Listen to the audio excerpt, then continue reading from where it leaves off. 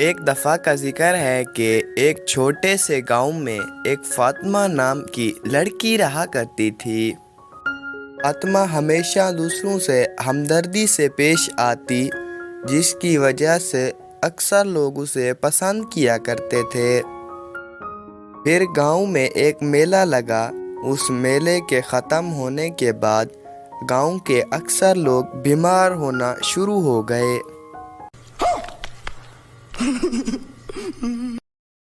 فاطمہ نے سبھی گاؤں والوں کی مدد کرنے کا فیصلہ کیا۔ فاطمہ نے اپنے دادا کی ایک پرانی کتاب اٹھائی، جس میں اس نے اس بیماری کا علاج ڈھونڈنا شروع کر دیا۔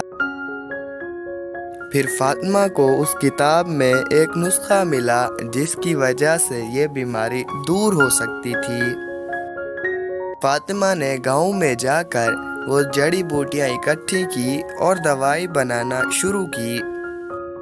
اس دوائی کی وجہ سے چند ہی دنوں میں گاؤں کے سبھی لوگ جو بیمار ہوئے تھے ٹھیک ہونا شروع ہو گئے۔ دوستو، ہمیں اس کہانی سے یہ سبق ملتا ہے کہ ہمیشہ دوسروں کی مدد کرنی چاہیے اور مشکلات میں ہمت نہ ہارنے سے بڑے بڑے مسائل کا حل مل سکتا ہے۔